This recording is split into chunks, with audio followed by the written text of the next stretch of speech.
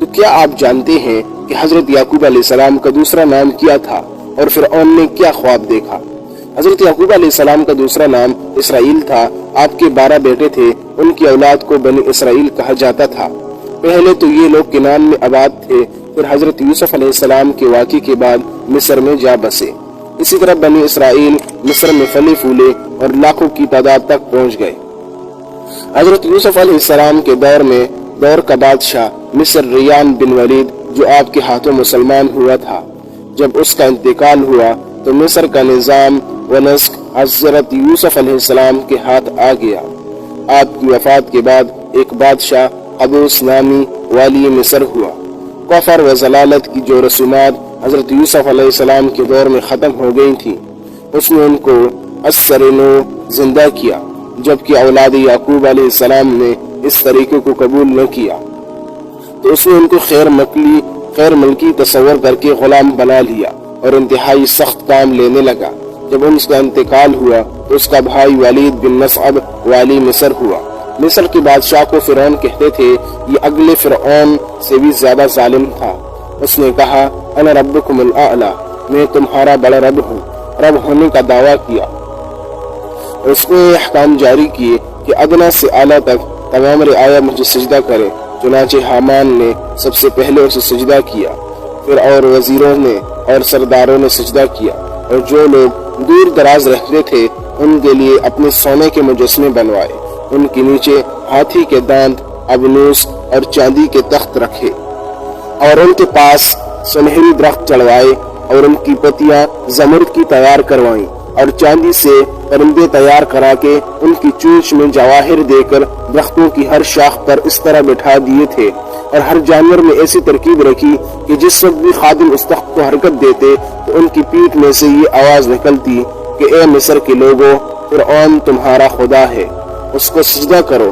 اس آواز کو سن کر ہر قصبے اور گاؤں والے اس مورتی کے آگے سجدہ ریز ہوتے، لیکن بنی اسرائیل اس سے باز ہیں۔ فرعون نے ان کے سرداروں کو بلا کر تنبیہ کی اور ان کو کہا کہ تم نے مجھے سجدہ کرتے ہوئے اور نہ میری تصویروں کو معلوم ہوتا ہے کہ تم اپنی زندگی سے بیزار ہو، لیکن یہ کسی دھمکی سے مرعوب نہ ہے۔ اور بنی اسرائیل کے سرداروں نے کہا کہ فرعون کا عذاب ہلکا ہے اور عذاب خداوندی ابدی ہے، بہتر یہ ہے کہ فرعون کے عذاب پر صبر کرو اور اس کو سجدہ نہ کرو۔ اور یہ بات تمام بنی اسرائیل نے منظور کر لی، اور فرعون کو بھی داور کر دیا کہ ہم ہرگز بھی تجھ کو یا تیری تصویر کو سجدہ نہیں کر سکتے۔ لہذا فرعون بھی تانبے کی بڑی بڑی دیگیں منگواتے اور ان میں زیتون کا تیل اور گندک ڈلوا کر گرم کیا، پھر بنی اسرائیل کو سجدے کا حکم دیا۔ انکار کرنے والوں کو تیل سے کھولتی ہوئی دیگوں سے نکل پھینکواتا، یہاں تک کہ ایک امبرائے کثیر اس نے اسی طرح جلا ڈالا۔ تو حامان نے فرعون سے سفارش کی کہ اے بادشاہ، ابھی ان کی مہلت دے تاکہ یہ سوچ سمجھ کر بادشاہ کا حکم قبول کرے۔ تو فرعون نے ان کو جلانا موقوف کر دیا، لیکن ان کی یہ بیگاریں مقرر کر دی۔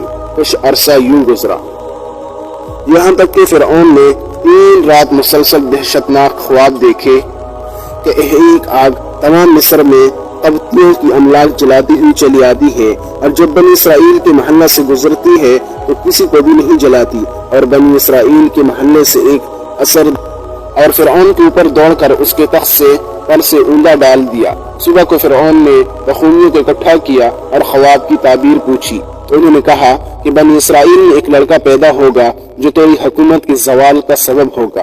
چنانچہ فرعون نے قتال کو بلا کر اعلان کرا دیا کہ 1000 پیادہ بنی اسرائیل کے محلہ میں مقرر کرے اور 1000 دائیاں بھی ان کے ہمراہ کر دے، تاکہ بنی اسرائیل کے جس گھر میں لڑکا پیدا ہو اس کو قتل کر ڈالے اور لڑکیوں کو چھوڑ دے۔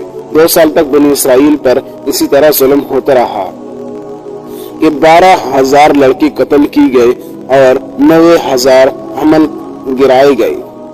اور تیسرے سال حضرت موسیٰ علیہ السلام دنیا میں تشریف لائے۔ فرعون نے جس کو روکنے کے لیے بنی اسرائیل میں ہزاروں بچے قتل کروائے، آخر وہ آ گیا اور فرعون اس کا کچھ بھی نہ کر سکا۔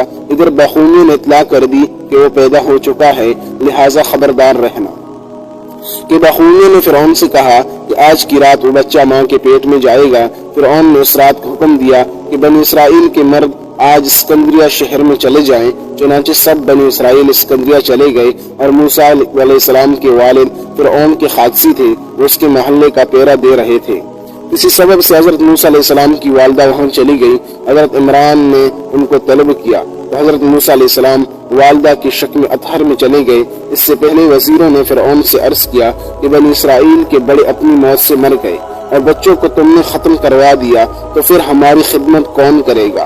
फिर फिरौन ने हुक्म दिया कि 1 साल के लिए बच्चे छोड़ दी जाएं और 1 साल की कत्ल की जाए। मुआफी के साल हजरत हारून अलैहिस्सलाम पैदा हुए और जिस साल कत्ल करते थे उसमें हजरत मूसा अलैहिस्सलाम पैदा हुए। तो फिरौन ने कोताल पर सख्ती की और उसने पियादों पर सख्ती की। तो पियादों ने कहा, हमने एक घर में सिर्फ दाई की बात पर एतबार किया और ज्यादा तहकीक नहीं की।